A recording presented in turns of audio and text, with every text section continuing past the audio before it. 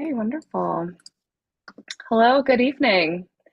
I'm Kara Carmack, the Assistant Director of Exhibitions and Public Programs at the New York Studio School, and I'm honored to welcome you to the final event of our Fall 2023 Evening Lecture Series and to tonight's talk by curator Manuela Well-Off-Man on the first major traveling exhibition of modern Native American art from the mid-1940s through the 1970s. Unfortunately, her co-curator, Laura Evans, is unable to join us this evening. The exhibition, Abstraction Redefined, is organized by IAIA Museum of Contemporary Native Arts in Santa Fe, New Mexico, and has been traveling across the country since March of 2022. It's currently on view at Ruhr University in Illinois through January 7th, and it will then make its way to the Arkansas Arts Center. We'll reserve time at the end for Q&As. A reminder that you can submit your questions at any time by clicking on the Q&A button at the bottom of your screen. The New York Studio School is grateful to the following funders for their support of the 23-24 Evening Lecture Series: the National Endowment for the Arts, the New York State Council on the Arts, the New York City Department of Cultural Affairs in partnership with the City Council, the Robert Lehman Foundation, the Samuel H. Press Foundation, and many generous individual contributors. Please visit our website to learn more or to make a donation to help keep programs like our Evening Lecture Series free. Now I'm delighted to introduce this evening's guest. Manuela Well-Off-Man is an art historian and chief curator at the IAIA Museum of Contemporary Native Arts in Santa Fe, New Mexico. She's curated national and international contemporary Native American art exhibitions and authored numerous catalog essays and magazine articles. Well-Off-Man received her Ph.D. in art history from the Ruhr University in Bochum, Germany, and her master's degree in art history, archaeology, and pedagogy from the University of Cologne in Germany. So thank you again, Manuela, and I will hand it over to you. Thank you so much for your kind introduction, Kara. So this traveling exhibition was co-curated by Laura Evans and our curator of collections, Tatjana Loma-Hafter-Singer, and is supported by an Art Bridges grant.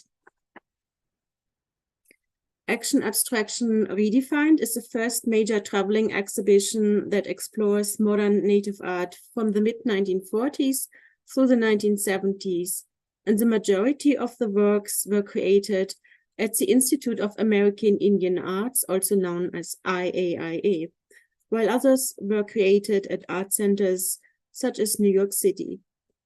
Native artists explored new ways of artistic expression and challenged stereotypical expectations of American Indian art. IAIA's revolutionary art education approaches encouraged experimentation and risk-taking. So our artists experimented with abstract expressionism, including color field, action, and hard edge painting, as well as abstract native art traditions. Similar to abstract expressionists who rejected realism and prioritized experimentation, our IAIA artists redefined the concept of abstraction by creating works informed by their own abstract art traditions and modern art influences. So this is a gallery view when Abstraction Redefined was on view at Mokna, my museum. To many art historians, art created at IAIA during the 1960s and 70s was revolutionary for the field of modern Native art. To really understand why these works were so groundbreaking, one needs to have a look at Native art education before IAIA. For example, during the 1920s, teachers were directed not to allow Native students to create Native-themed artwork. In addition, many Native American youth were involuntarily enrolled in government-run boarding schools, further distancing them from their families and cultures. So this was part of the US government's assimilation policy. Then the Indian Reorganization Act of 1934 tried to reverse the goal of cultural assimilation into white society. For example, in 1932, the BIA hired art instructor Dorothy Dunn to teach painting at the Santa Fe Indian School. Even though Dunn encouraged her students to embrace native subject matters, art historians later criticized her for teaching students a nostalgic, decorative painting style that reinforced stereotypical depictions of Native American life. We see here Dorothy Dunn on the left, and then to the right, a painting by Pop Charlie that really illustrates this decorative painting style. Then during the termination period in the 1940s through the 60s, government policies tried to dissolve all reservations and federal recognition of tribes and prevent Native Americans to practice their culture.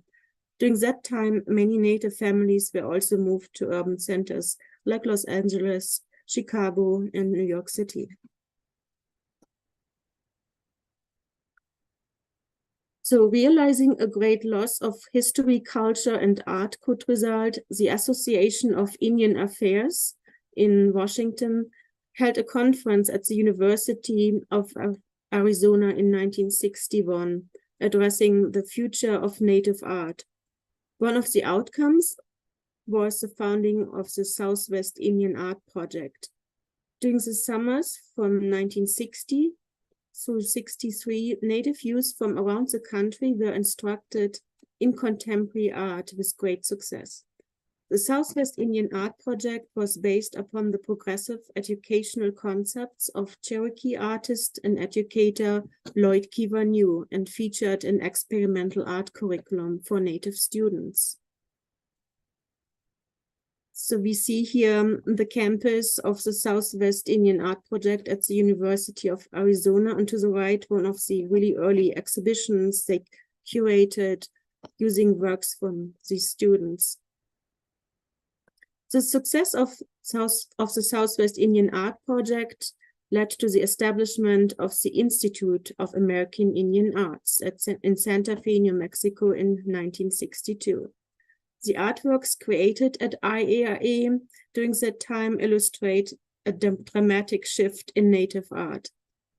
IAIA artists blended modern art styles with Native influences and commented on Native realities in modern society. At that time, IAIA was the only tribal art school that encouraged Indigenous students to experiment with modern art influences and to practice social criticism. Many of the paintings in our exhibition, Abstraction Redefined, were created by students who were 15 to 18 years old at the time.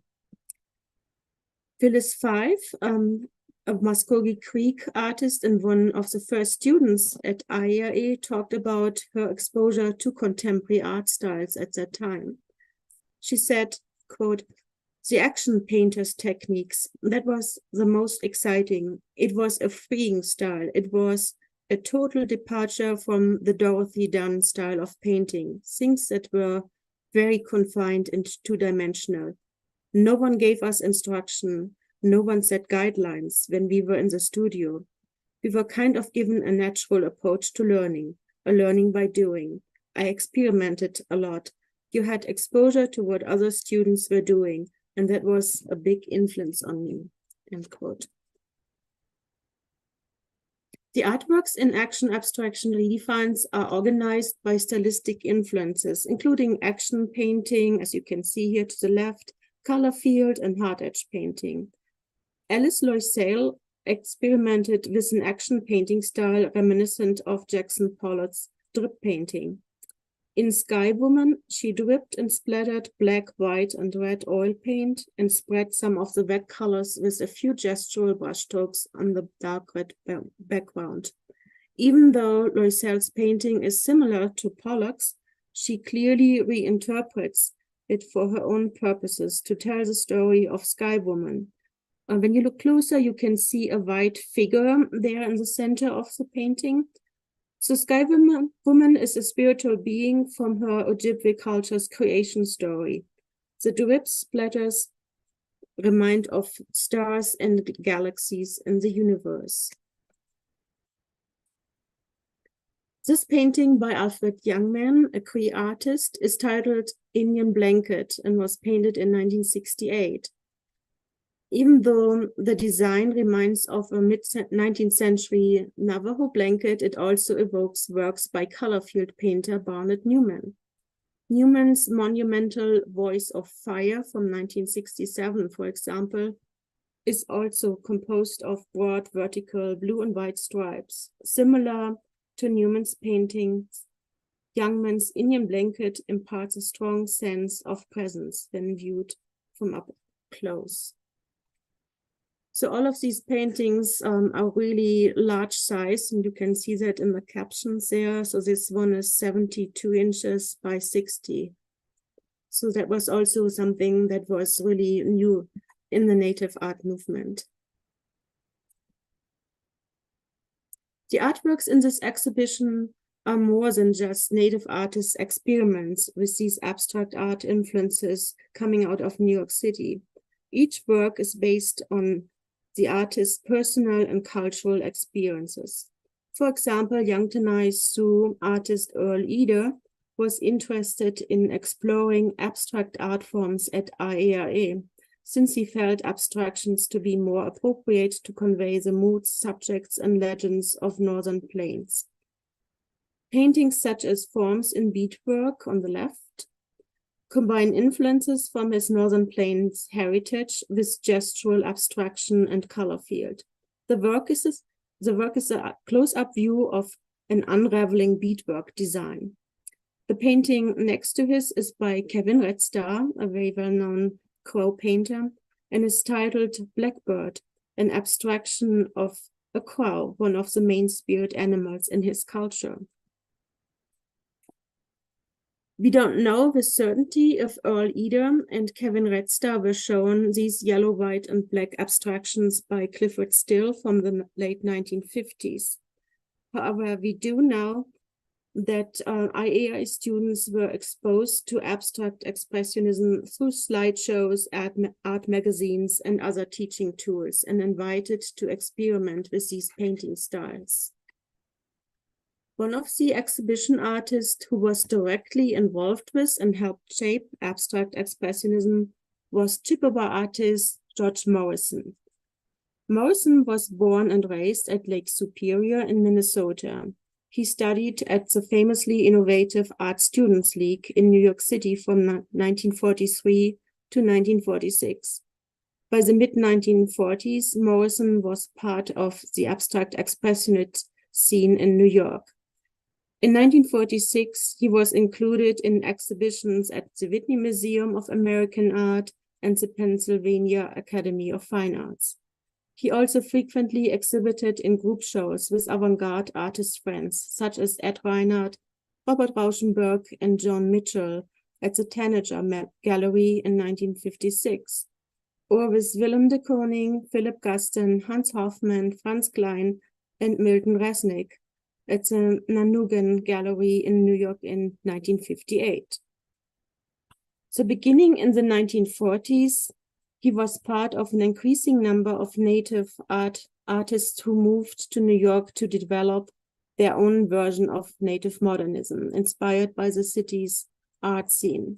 These artists rejected the romanticized decorative style promoted as the only authentic Indian painting style during the 1920s and 30s. Instead, they merged into the cosmopolitan art world, experimented with modern stylistic elements combined with native art influences, and became part of New York's modern native art movement. Often overlooked by Western art history, native artists like Morrison have been a vital aspect of the city's avant-garde art scene since the 1940s. George Morrison is probably the best-known native abstract expressionist. In fact, for many years, he was better known in the abstract expressionism movement than within American Indian art circles. Growing up at Lake Superior, Morrison's relationship to the land is essential to his identity. Two of his paintings included in this exhibition are white painting number 1, which is to the right, and white environment number 6 to the left. Both are part of his white painting series, which he began in the mid-1960s. These paintings are characterized by their remarkable texture, painterly qualities, and the color white as unifying factor, creating a balanced, harmonious composition. Built up in thick layers of impastors, works such as white painting number 1 have a surface a half-inch thick or more. In the center of white painting number 1, you can see pictograph-like motifs. For example, the rectangular and round forms are stacked above one another, suggesting totems. Abstract expressionists explored indigenous symbols and motifs in response to the turbulent times after World War II. While his non-native artist friends frequently borrowed from other cultures, Morrison didn't have to look far. He often created these evocative compositions spontaneously, letting his unconscious mind direct his artistic imagination. In white environment number 6 on the left, Morrison combines characteristics of painting and drawing techniques. The painting reminds of an aerial view of his homeland. Barely visible, previous layers of different colors are deeply submerged beneath the white top coat. The grid lines in paintings like this suggest his respect for the organizing principles of nature. George Morrison's art received a lot of attention during recent years, which helps to correct the continued art historical emphasis on non-native abstract expressionist innovations at the expense of one of their sources of inspiration, namely indigenous art. Even though abstract expressionists were interested in indigenous art, they were not willing to have a dialogue with native artists, nor did they give them credit or try to understand the aspects of native art and culture they used as inspiration for their own works. So this exhibition also includes a large group of hard-edge paintings. Works by Neil Parsons, Carl Tubby, Don Montillo, and Harvey Herman combine the geometric designs of their cultural heritage, including beadwork, weaving, pottery, basketry, and hide painting, with the clean lines and flat, bold colors of hard-edge painting, used by Ellsworth Kelly, Kenneth Noland, and Frank Stella at the time. Oglala Lakota artist Donald Montillo's early works consist of large geometric shapes and incorporate traditional symbols. So that's the painting on the upper right. It's titled 4 Legs of Life, and it refers to the 4 directions, which are sacred in many indigenous cultures. The painting also evokes traditional Plains Indian beadwork pattern and combines Lakota abstract designs with stylistic elements of hard-edge painting, the clean edges and pure flat colors. Action Abstraction Redefined also features a large 3D section, including ceramics and sculptures. Peter B. Jones' work, Mexico No. 1, created in 1969, has a rich texture. The artist pressed burlap fabric into the soft, wet clay. On first view, the form of the vessel reminds of Peter Volker's wheel-thrown slab constructions, which broke with traditional ideas of symmetry and emphasized spontaneity and intuition. The inclusion of text evokes proto-pop works such as Jasper John's bronze beer cans. The work reflects one of Peter Jones' first impressions moving to New Mexico as a young artist. Jones explains, the inspiration for the text Mexico 1 came from telephone poles, which were marked with the state name, New Mexico, and then a number. To the right, we see a work by Doug Hyde, It's his sculpture Sun and Moon Gods, and it features painted nails that resemble beadwork and add a complex texture and personality to the piece.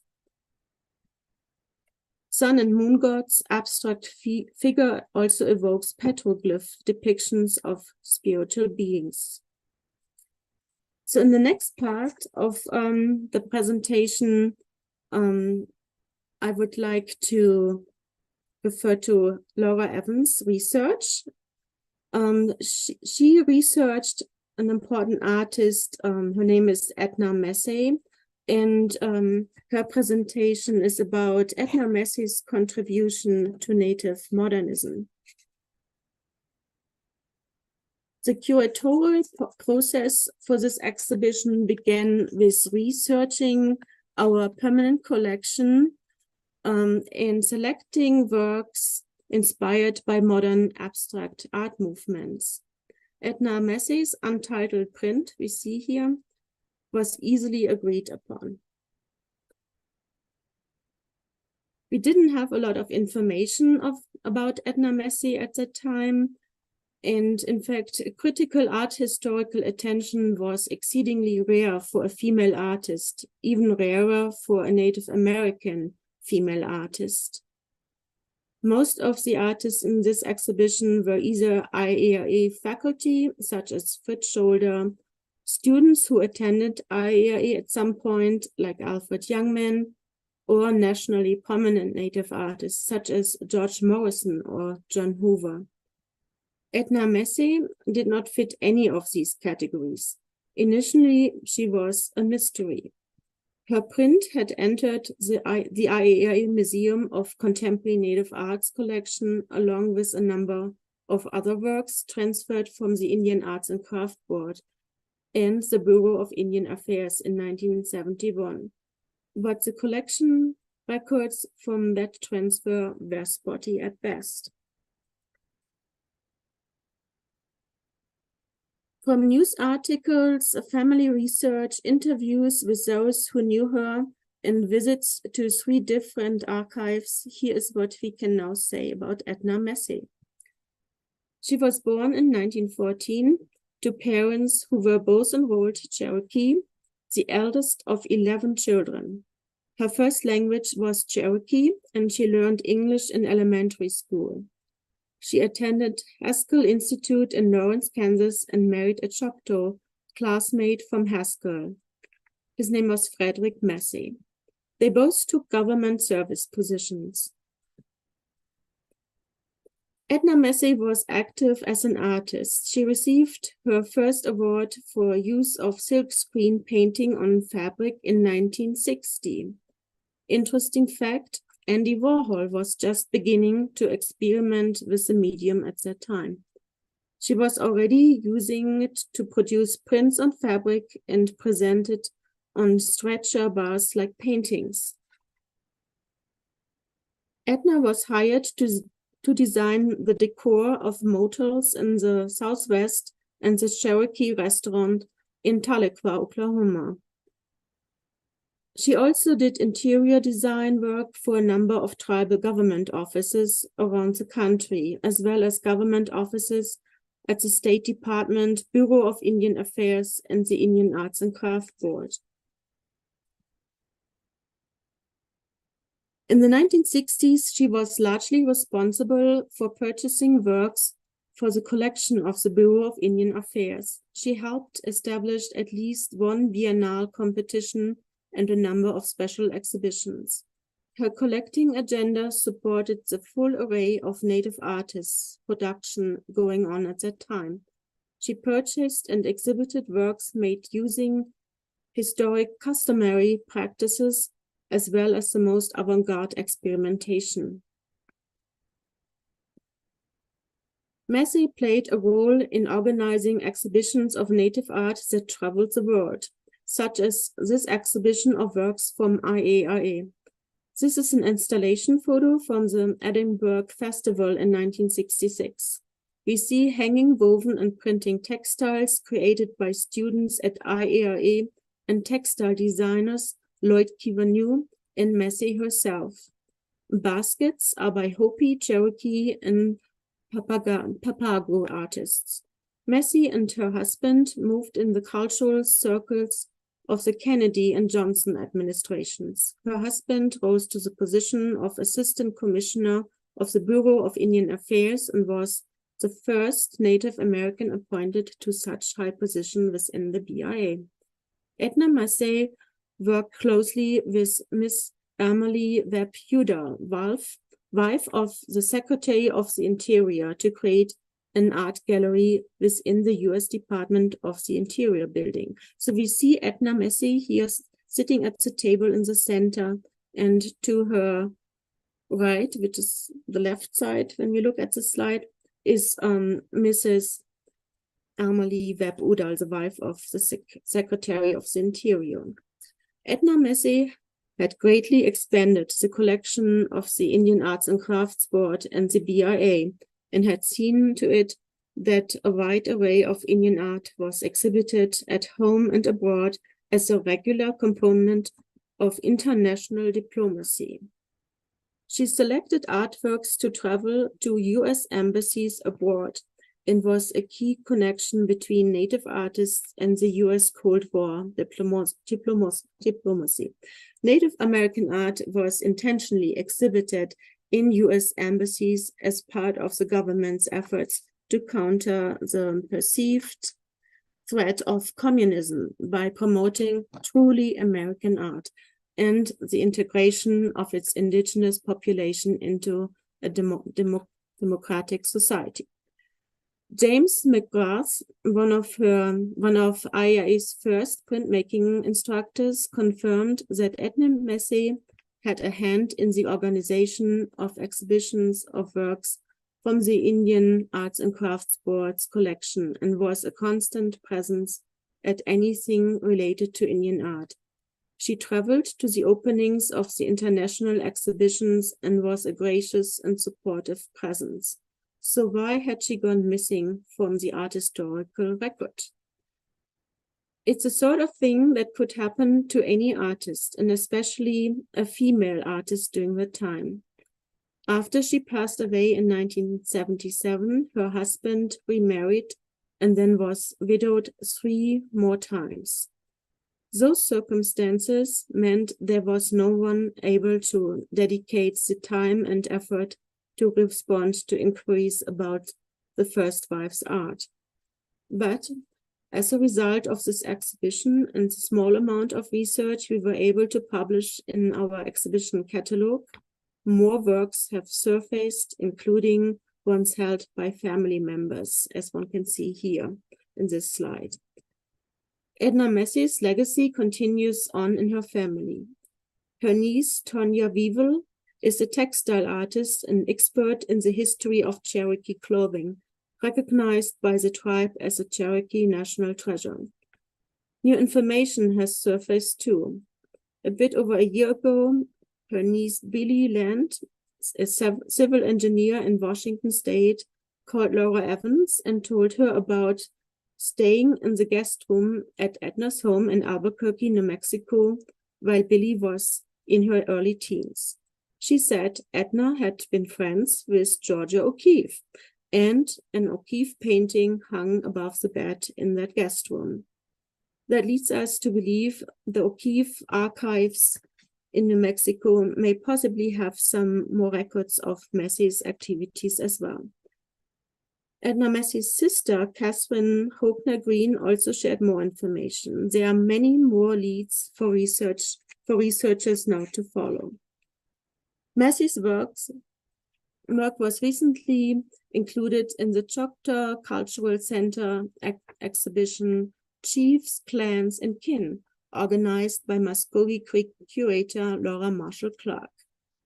The takeaways here are that Edna Massey had an impact on the development and recognition of Native modernism during her lifetime, through her art and through her advocacy. For more than 30 years, Massey consistently worked to expand Indian art beyond narrow categories.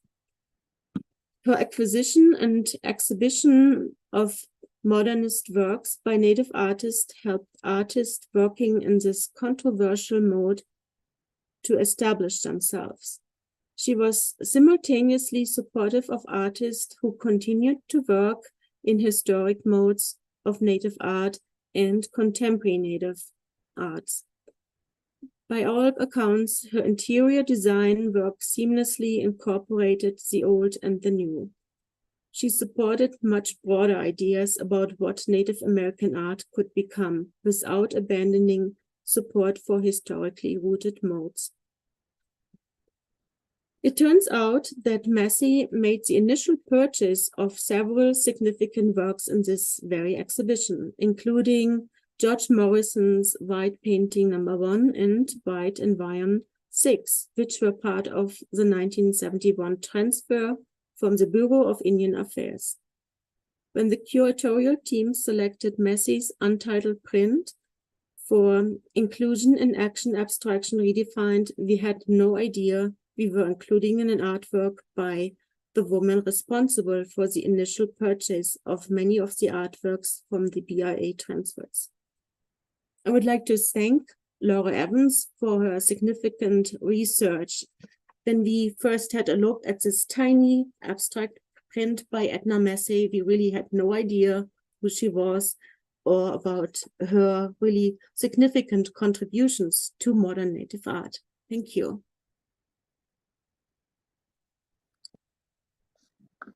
Thank you, Manuela. What an incredible amount of research you've all done. And I appreciate your pointing us toward new avenues of research that are yet to come.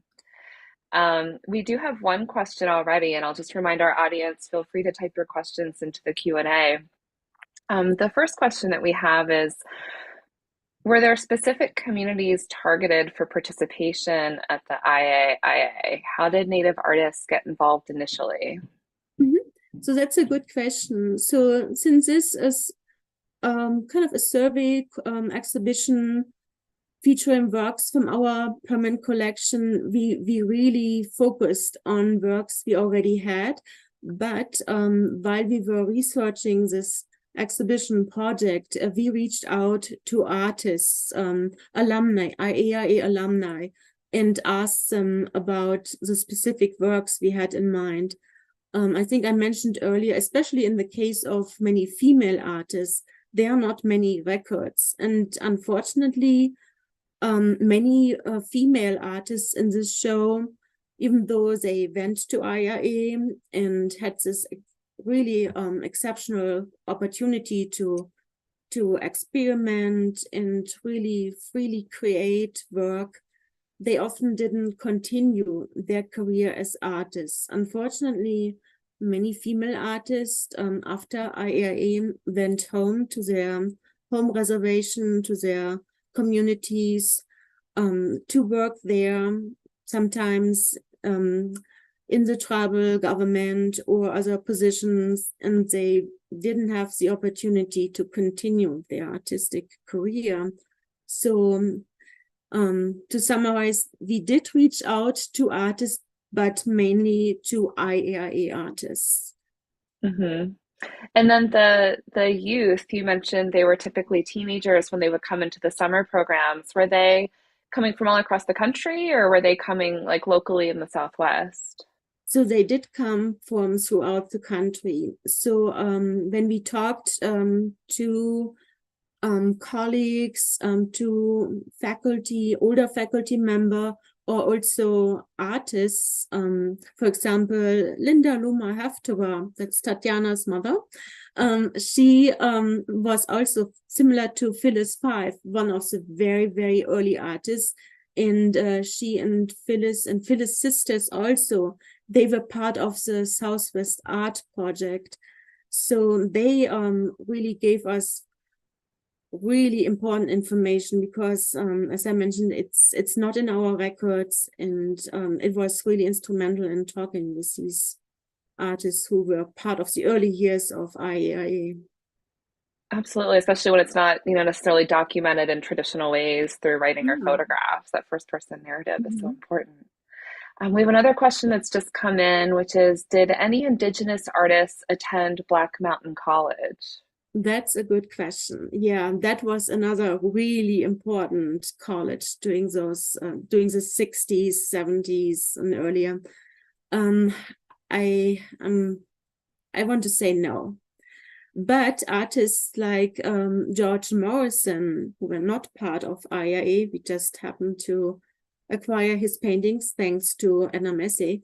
He moved, in those art circles. He was part of many important shows, and I wouldn't be surprised if George Morrison was connected to artists from Black Mountain College, to faculty members there.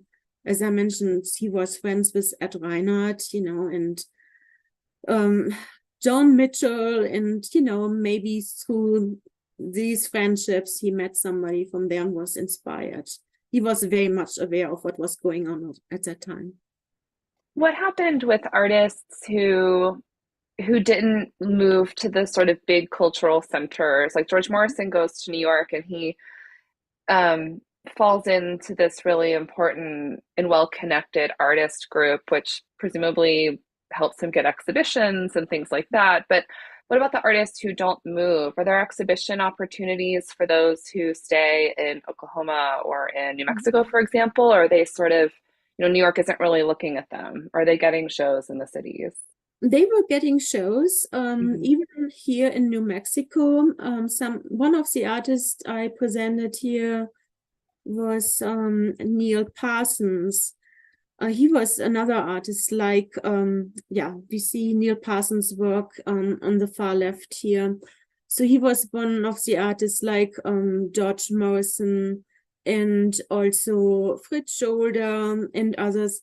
They had a really thorough art background, studied studio arts. And so I found several of his works in a museum in Roswell, New Mexico, and then I found newspaper articles talking about how he was included in mainstream art exhibitions here in New Mexico. So it wasn't like that all of these artists were first shown in so-called Native American exhibitions. I think because they worked in an abstract style, that they were actually often more included in non-native shows. And it's so fascinating. I think, visitors who see these artworks, for example, at the St. Louis Art Museum for the first time and didn't pay attention to the introduction panel, they probably thought, oh, this is a show about, American modernism.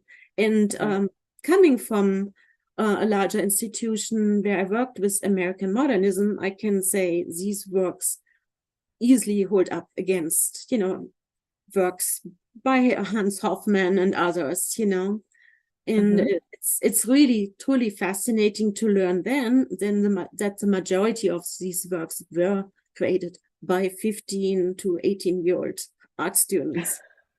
It's incredible. We have another online question that's asked, in New York, the group exhibiting as the Indian space painters attracted attention. Did their work have a following among artists of the IAIA? Yeah, that's a good question. That's another important art movement, often overlooked, really, the Indian space painters. I'm not sure if works by them were actually presented to our IAIA students. So again, we don't have a lot of records. I wished we had like curricular or lesson plans, what did our art instructors like Lloyd Keever New or, Fritz Scholder, what did they really present to our young students that they were inspired by these abstract art movements? I don't think really the Indian space painters were part of the slideshows or magazines. Maybe if they had an important exhibition in New York at that time, that they were covered by an art magazine, that our students had access to these painters' artworks. from what I can see, when you just look at the Abstraction Redefined artworks, I would think it was many the main players at that time, like, Jackson Pollock, Ellsworth Kelly, Clifford Steele, but not so much the Indian space painters. But that's a research topic, really. It's fascinating, But again, maybe George Morrison, but he was not part of our students or faculty group. I'm very sure George Morrison was aware of the Indian space painters because he was a student at the Art Student League at that time. Yeah, he was a student from 1943 to 1946, and one of his or two of his classmates were later part of the Indian space painters. I think Helen Tor. There were two classmates that were part of that group, but not so much our IAIA students in Santa Fe. Mm-hmm. And did you say that it seems as though the um, the like white American modernists of New York, they weren't really borrowing from, it wasn't really a reciprocal relationship of influence. Did I hear you correctly? That they sort of acknowledged that this is happening, but it wasn't like a circle. Is that what I heard? Yeah, so Uh-huh. what we found was that artists like Jackson Pollock, but basically most of abstract expressionists, they've really borrowed from indigenous culture, not only from Native American art here in the US, but also African tribal culture. And what happened was they were searching for inspiration because of the Cold War, the threat of the atomic bomb, the urge to create something new because you possibly can't continue with realism with things like the atomic bomb going on. And so they were looking at indigenous art worldwide, but they didn't really acknowledge these sources, except maybe Jackson Pollock. I think later he talked about how Navajo sand painting influenced his work, his drip technique particularly, but they didn't really thought a dialogue or didn't treat native artists as peers. So it was not like Adolf Gottlieb or Mark Roscoe. Many of them came to the Southwest. Mark Roscoe came. They didn't really invite a Pablo artist, to hang out with him, to discuss certain techniques. No, they just Mm-hmm. borrowed and didn't give credit. Mm-hmm. And to think of it as like a past culture, not a Yeah. present active live one. Mm-hmm. Mm-hmm. I think Barnett Newman was probably the one who really truly acknowledged that native art could be actually the answer to the dilemma these artists were facing. Again, they were looking for something new, also for something truly American. At that point, the US kind of isolated itself from the world, and artists, also art critiques, were interested in finding a source to create new works that originated in this country, kind of away from Europe. Mm-hmm. And Barnett Newman curated shows at that time in New York and installed, those were mainly historic indigenous artworks, really in the same gallery next to modern American work as works of fine art, not as artifacts. Mm-hmm. Yeah, he and Jackson Pollock, again, acknowledging that his drip painting was partly inspired by Navajo sand painting. The other ones, not so much. They, saw indigenous work, were inspired, included it in some ways in their abstractions, but not giving credit, really. And in this moment when, like the American government, for example, is shipping out works by the abstract expressionists around the world as a sort of, Cold War propaganda machine of American exceptionalism and invention.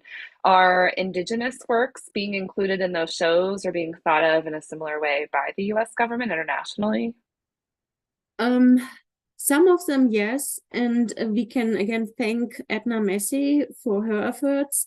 So thanks to her, works really travel, works of indigenous art, contemporary native art, traveled to US embassies internationally, yes. Mm-hmm. Great. I have another question here. There's always been significant political militancy among Native American activists. Do the works in this show represent any aspect of that? Mm-hmm. That's a good question.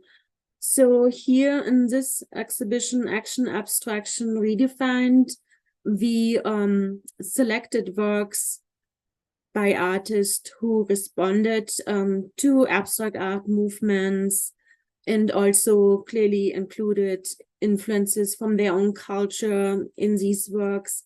So we didn't really look for works that of a direct criticism. Indirect, we can always argue the fact that they freely experimented with all these abstract art movements and made it their own is an act of activism also. But when you're looking more for more obvious comments, not so much in this exhibition, but we do have works, for example, by Fritz Scholder. He's actually best known for his American Indian portrait series that address issues of, alcoholism and other subjects really more openly. So we do have works that offer social criticism from the 1960s, 70s in our collection, but not so much in this show. Mm-hmm. Another question is about kind of other major institutions in the US and their collecting practices. Can we find works by these artists in major collections, or is that something that's just starting to happen, or do other institutions have, years-long practices? There are some institutions. So, for example, the Denver Art Museum is clearly leading among the non-native mainstream native art museums.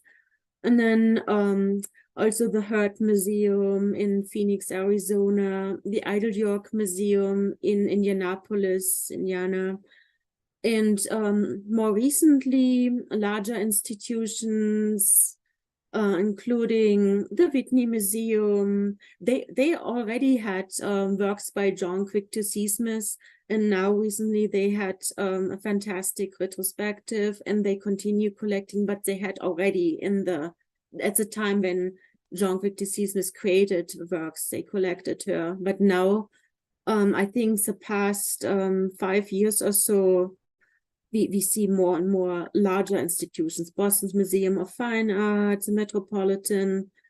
They started really slowly and almost unnoticed, but the last 5 years, really efforts have been made to be more inclusive. And that's very exciting. It's an exciting time for contemporary native art. Great. And I think just to build off of that for one final question, Manuela, if you could just speak to the current work that's happening at the IAIA and at your museum, and to, let us know, if you could just let us know what you're up to, what changes have taken place, where you see the institution going forward. That's a good question. Yeah, so exciting times for MOCNA, also the Institute of American Indian Arts Museum of Contemporary Native Arts. So we are becoming more and more internationally.